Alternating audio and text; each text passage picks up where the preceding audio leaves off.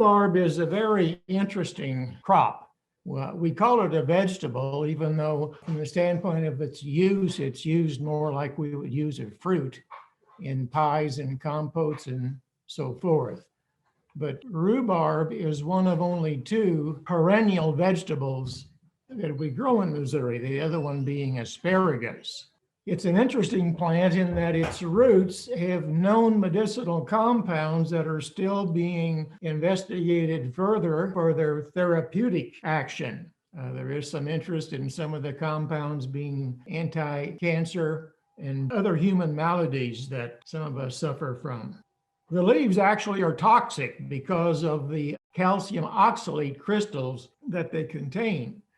But it's the part in between, botanically called the petiole, that we call the stalk, that is edible. And of course, as we mentioned, prized for the likes of pies. And for that reason, rhubarb is often called the pie plant.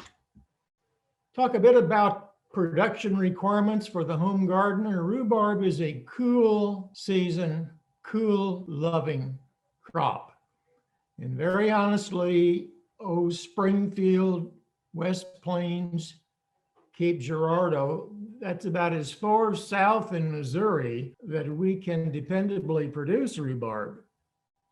So for that reason, a good idea as far as site selection and sun exposure would be some afternoon shade.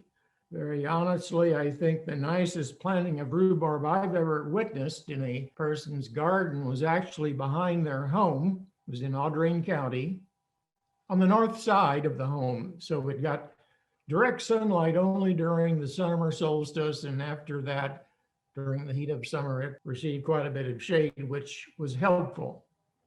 Rhubarb needs a deep, rich, well-drained soil. It's a heavy feeder. You can see it has huge leaves, and it needs especially a lot of nitrogen and potassium. More about that in just a second. Now, not many Missourians are blessed with deep, rich, well-drained soil. So we can help to create better soil structure by incorporating composted manure or composted anything, any source of organic matter, into that area that you want to establish rhubarb. Again, drainage is extremely important. So if the soil is poorly drained, even after you apply organic matter, you might consider establishing a rhubarb planting in a raised bed. Rhubarb needs plenty of room. And by that, we mean it might be 4 feet by 4 feet length and width, so that you really need a large garden if you're going to have any sizable planting at all. There are 4 cultivars of rhubarb that are recommended for Missouri in our gardening guide sheets. 3 are red petioled or red stalked. Canada Red is probably the most popular. McDonald is another popular one. And finally, Valentine. There are some who prefer green stalked rhubarb, and Victoria is the leading green stalked rhubarb for Missouri. Rhubarb is propagated via crown divisions. If you have a well-established plant or plants, you can divide it to increase your rhubarb planting. On the other hand, these divisions are readily available in yard and garden stores, perhaps in nurseries, retail greenhouses, or so forth. Oftentimes already started in a pot, but other times what we call bare root. The second bullet I have is to avoid using seed rhubarb. We would like for it not to go to seed because that's a waste of energy, but it does produce viable seed. However, the seeds tend to be variable because the rhubarb plant or flower is cross-pollinated.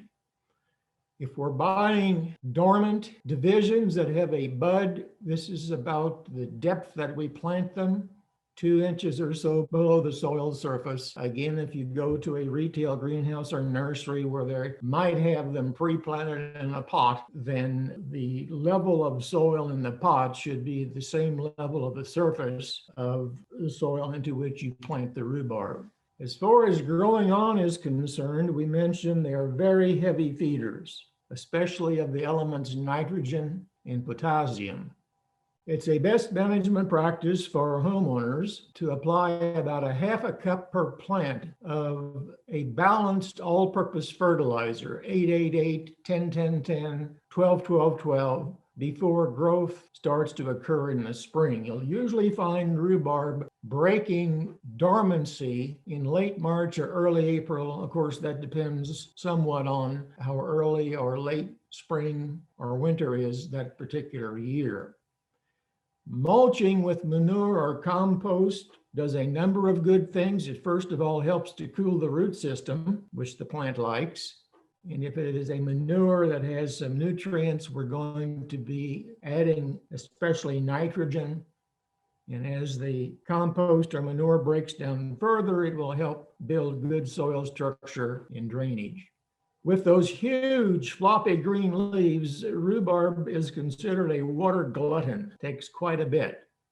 Given that we are trying to encourage it to develop a deep root system with the loose, porous soil, we water about every 7 to 10 days, but very deep, very thoroughly, and that will encourage the development of that good root system. Rhubarb tends to bolt late in the year, especially when the temperatures rise, and it's a good idea to remove those flowers because we're not into eating rhubarb seeds, I hope. And any energy that would have gone into making the seed, we want to go into building the plant, the roots, the crown, and so forth.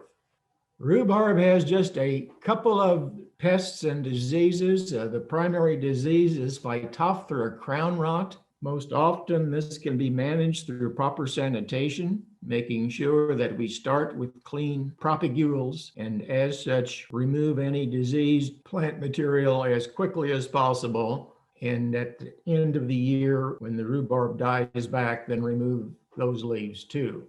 Rhubarb curculio and rhubarb stalk borer are two insects. However, they rarely build up the kind of populations that warrant control. So from that point of view, rhubarb is relatively pest-free. Now, the question that was posed centered around harvesting rhubarb. And however tempting it might be, for the first 2 years, we ought not harvest any of the plant. We want all of the photosynthetic material to remain on that new plant to feed the root system, to develop the crown, and to make for a larger, healthier plant. The third year, we can have a limited harvest. That's about maybe 3 to 4 weeks.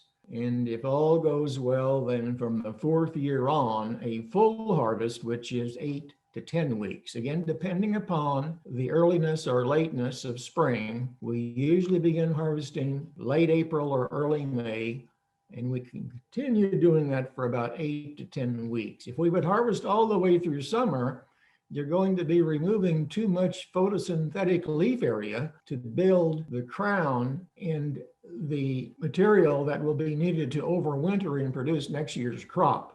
When we harvest, we never remove more than 2/3 of the existing stalks at one harvest, and it's a best management practice to pull and snap rather than to cut. You will find that nature has built into the end of a rhubarb stalk that you pull a mechanism, or if you will, a structure that would tend to discourage storage diseases or so forth. So from that point of view, pulling rather than cutting. If you're into producing these commercially or maybe for the farmer's market, we remove the leaves, of course, they're toxic, and we bind them up into bundles of perhaps a half a pound or maybe a full pound or so forth. Can't talk about rhubarb without talking about those of you who are listening who are north of 55 age-wise might remember the Prairie Home Companion radio show and its host, Garrison Keeler. And of course, they had a number of fictitious sponsors on the show that they would run ads. And one of them was Bebop a Rhubarb, rhubarb pie, and rhubarb pie filling. And as the saying goes, nothing gets the taste of shame and humiliation out of your mouth better than a piece of rhubarb pie.